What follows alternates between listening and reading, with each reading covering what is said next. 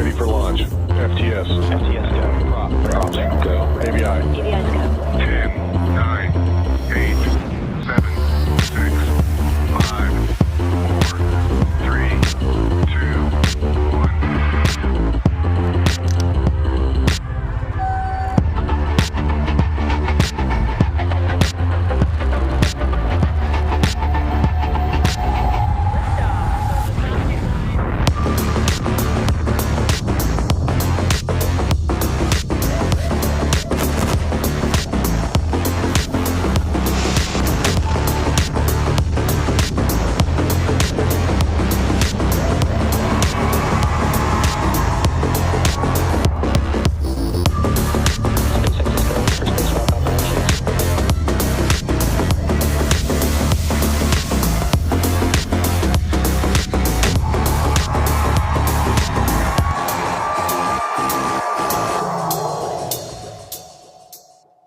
Hello and welcome to SpaceX's live coverage of the BlueBird 11-13 mission for AST SpaceMobile. SpaceX's Falcon 9 rocket is currently awaiting liftoff from Space Launch Complex 40 at Cape Canaveral Space Force Station, with launch scheduled for 3:49 a.m. Eastern Time. Hello everyone, my name is Amanda Years and I'm a ground systems engineer here at SpaceX. Thank you for joining us. Today, SpaceX's Falcon 9 will be delivering 3 satellites to a low Earth orbit, BlueBird 11, 12, and 13. Falcon 9 previously launched AST SpaceMobile's first 5 commercial satellites, BlueBird 1 to 5 in September 2024, and BlueBird 8, 9, and 10 in June this year. This will be SpaceX's 92nd Falcon launch of the year. Teams have been monitoring weather conditions near the launch pad today, and we are currently tracking a 25% possibility of launch weather violation due to a detached anvil cloud, which is a potential fly-through risk. If for any reason teams need to stand down from launch, a backup opportunity is available tomorrow, August 6th at 3:21 a.m. Eastern Time. Additionally, due to the layout of the payload adapter for this mission, views of the payload will be obstructed. So we'll be ending our live webcast after Stage 1 landing, and we will confirm the deploy on X. BlueBird 11, 12, and 13 are part of AST SpaceMobile's next-generation satellites designed to support mobile broadband connectivity. While the countdown continues, let's hear more from AST SpaceMobile.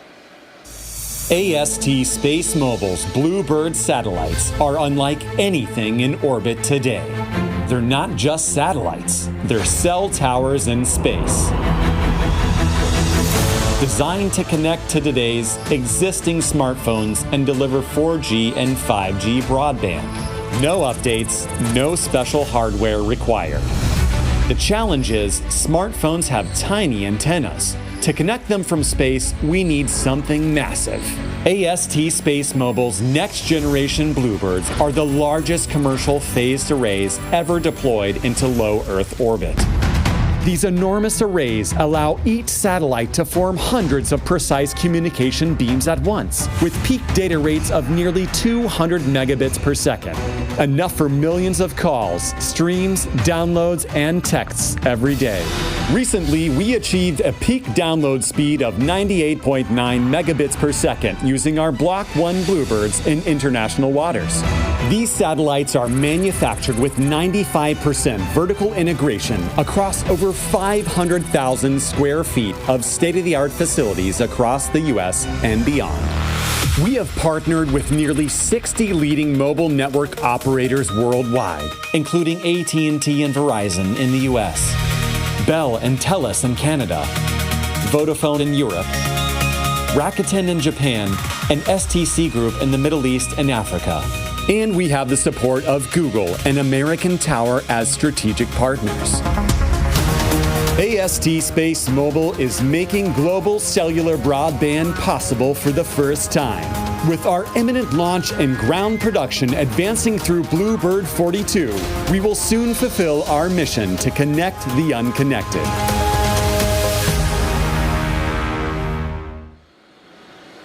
The Falcon 9 rocket supporting today's mission is a 2-stage rocket designed for the reliable and safe transportation of satellites, cargo, and people. Starting from the very top of the rocket is the payload fairing. The fairing is a protective shell that shields the payload from aerodynamic heating until the vehicle is outside of Earth's atmosphere. The shape of the fairing contributes to Falcon 9's overall efficiency, and it helps to reduce drag during flight. Once in space, the two fairing halves will separate and fall back to Earth, where they will be retrieved by a SpaceX recovery vessel to be refurbished and reused on future flights. Both halves of this fairing are flight-proven, with one side flying for its 32nd time and the other for its 18th. If recovery goes to plan, the fairings will be pulled from the ocean and prepped to fly again. Stage 1 RP1 load complete. Great news, propellant load is ongoing, RP1 complete on that first stage. Right below the fairing is Falcon 9's second stage, which features a single Merlin vacuum or MVAC engine. And below the second stage is the black carbon fiber interstage, which houses the MVAC engine. Below that is the first stage, or booster, which will be fully loaded with about 1 million pounds of liquid oxygen and RP1 over the next few minutes. The first stage makes up the bottom 2/3 of the vehicle, and it has 9 Merlin M1D engines at the bottom, which generate more than 1.7 million pounds of thrust. The booster supporting today's mission will be making its 30th flight today. It previously launched NASA's Crew 5, GPS-3 Space Vehicle 6, Inmarsat I-6F2, CRS-28, Intelsat G37, NG-20 TD-7, BlueBird 810, and 21 Starlink missions. Looking ahead about 2.5 minutes into flight, the first stage will separate and make its way back to Earth. Today, the booster is headed to SpaceX's drone ship, a shortfall of Gravitas, currently stationed in the Atlantic Ocean. With about 5 minutes to go, everything continues to look on track for launch. Falcon 9 tanks are pressurizing for strong back retract. Now, as you just heard, coming up next in the countdown, the Transporter Erector, or TE, will begin to retract away from Falcon 9. There's 2 main steps in this sequence. First, the clamp arms around the second stage will open to clear the way for retract. Then the TE will begin to pivot backwards and slowly move away from the rocket. Strong back retract has started.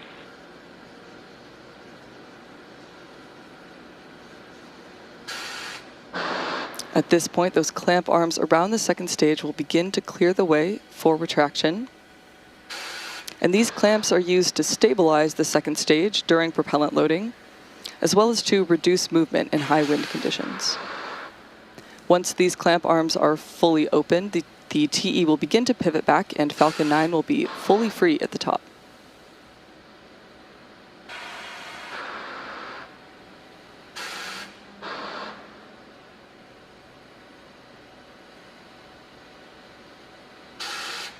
Now you can see those clamp arms are free and clear of stage 2. Now the TE plays a very active role in the launch process. It rolls Falcon 9 out to the pad, raises it vertical, and stays connected through the final seconds prior to liftoff. It also provides fuel, power, telemetry, and command connections between the ground systems and the rocket.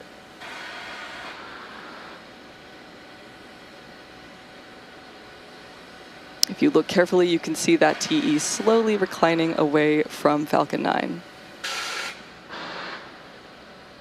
Now we're coming up on one of our propellant loading milestones, which will be the completion of liquid oxygen loading on the first stage.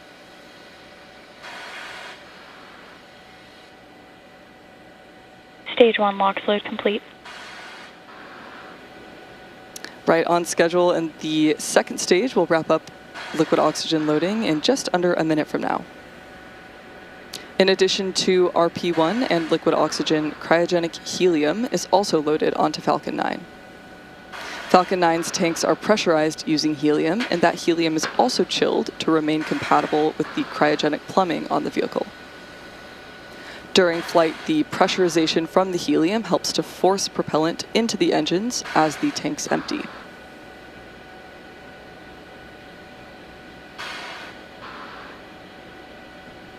In these last few minutes, Falcon 9 is performing final health checks on primary communications, avionics, and propulsion systems, and we're coming up on that final milestone in prop load of liquid oxygen loading on stage 2.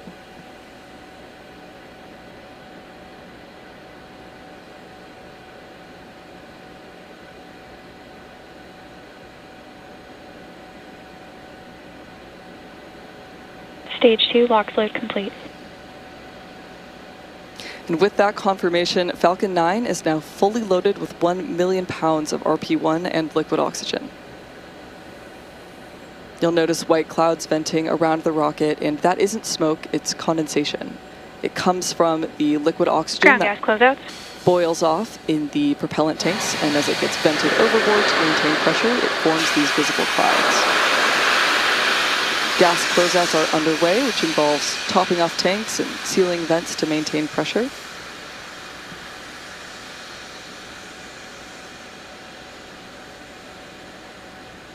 At this point, we're standing by for confirmation that Falcon 9 enters startup.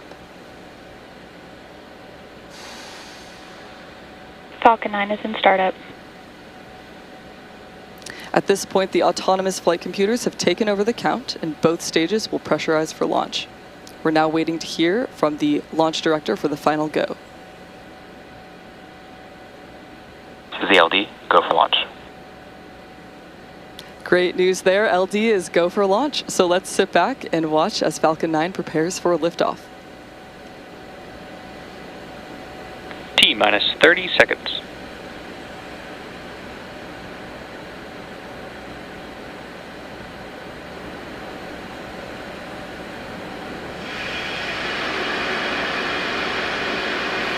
T minus 15 seconds. T minus 10, 9, 8, 7, 6, 5, 4, 3, 2, 1. Ignition and liftoff. Go Falcon and go BlueBird.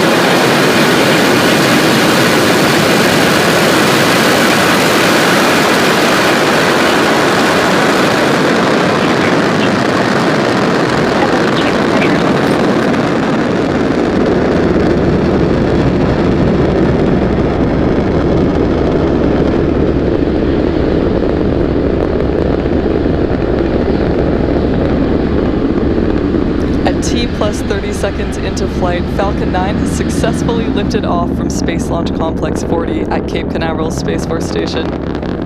The vehicle is currently preparing to throttle down in preparation for max Q, which is the point Power of and telemetry nominal. maximum aerodynamic stress on the vehicle. Max Q is reached when the air density of the atmosphere decreases faster than the increasing speed of the rocket. Vehicle is supersonic. Max Q is coming up in just about 10 seconds.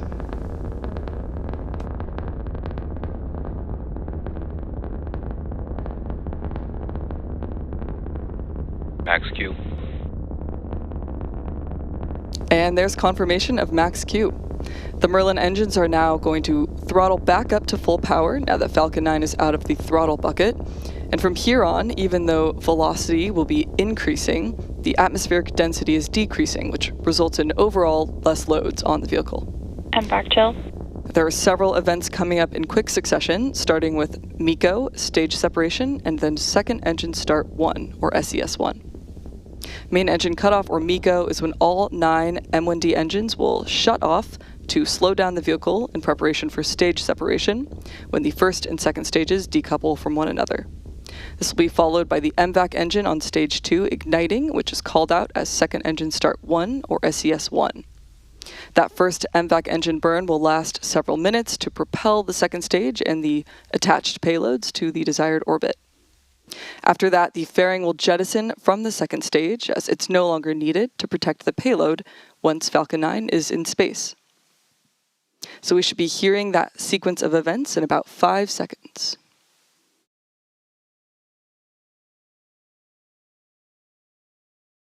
Main engine cutoff.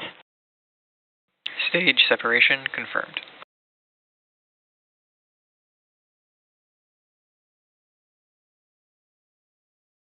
And back startup. And there we had confirmation of those 3 events that happened back to back. Again, that was main engine cutoff, stage separation, and second engine start 1. Coming up next in about 20 seconds will be fairing separation. Falcon 9 will jettison these payload fairing halves since they are no longer needed in the vacuum of space, and SpaceX teams will attempt to retrieve them when they fall back to Earth.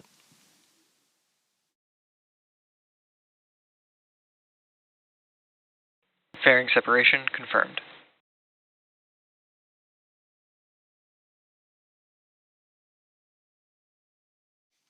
Great news, successful fairing separation.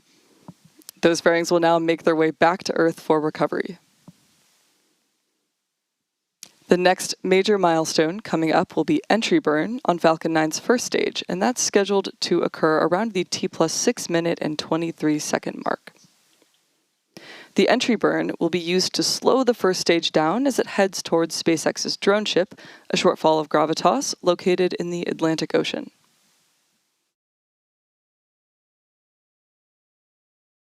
Without this upcoming entry burn, Falcon 9 would only be using atmospheric drag to slow down, and this would add extra stress to the vehicle.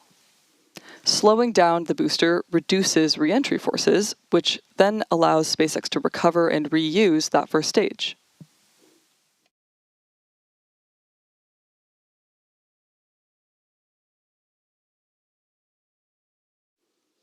As we approach the entry burn, be sure to keep an eye on the booster engine graphics that will appear on the lower corner of the screen. That will display the arrangement of the 9 M1D engines, as well as the active feedback of their ignition.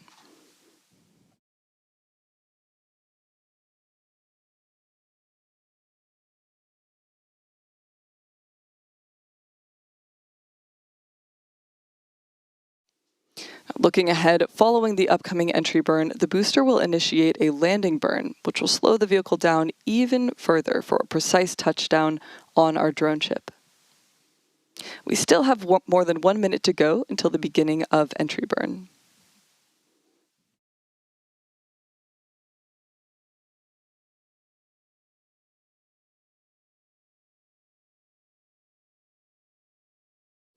The first stage is not only using the Merlin engines for the re-entry and landing process, it also uses its titanium grid fins and nitrogen gas thrusters for stability and control. Falcon 9 is equipped with 4 hypersonic grid fins, and those are positioned near the top of the first stage.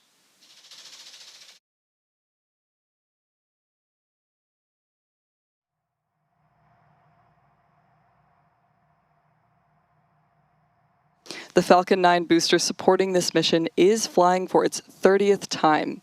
It previously supported NASA's Crew 5, GPS-3 Space Vehicle 6, Inmarsat I-6F2, CRS-28, Intelsat G37, NG-20, TD-7, BlueBird 810, and 21 Starlink missions. We are just moments away from the beginning of the entry burn. Stage 1 FTS is saved.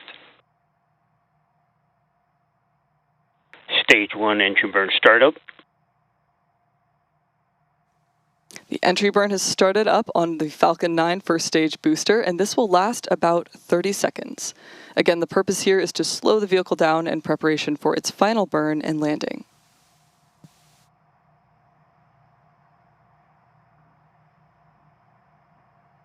Stage 1 entry burn shutdown. And that concludes the entry burn. As mentioned earlier, we will be attempting to recover this booster with SpaceX's drone ship, a shortfall of gravitas, currently stationed in the Atlantic Ocean. The next milestone, coming up in about 1 minute, will be the Stage 1 landing burn. As that landing burn happens, you'll notice a drastic decrease in the speed and altitude of the vehicle. The Merlin engines performing the entry and landing burns on Falcon's first stage are optimized for sea level performance, and they each achieve about 190,000 pounds of thrust during ascent and descent. In comparison, the single MVAC engine on the second stage, which you can see is still undergoing Stage 1 transonic. that first burn, produces 220,500 pounds of thrust in a vacuum environment. Stage 2 terminal guidance.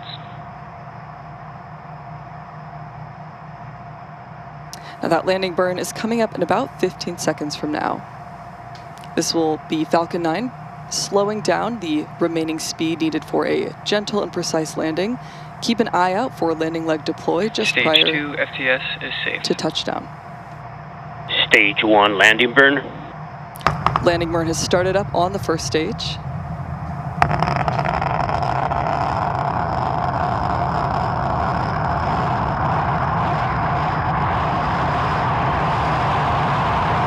Stage 1 landing leg deploy.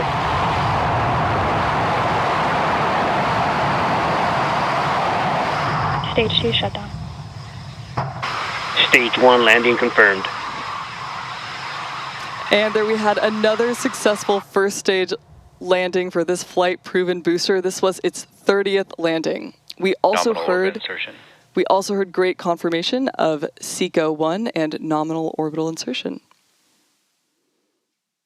As mentioned earlier, due to the layout of the payload adapter for this mission, views of the payload are obstructed, so that will bring us to the end of today's mission coverage. Keep an eye out for confirmation of payload deploy on X. We would like to thank AST Space Mobile for once again entrusting SpaceX with their satellites today. We'd also like to thank the FAA and the Eastern Range for their support of today's mission. Be sure to check out spacex.com/launches for the most up-to-date information on upcoming launches, and follow SpaceX on X for ongoing updates. We'll see you next time.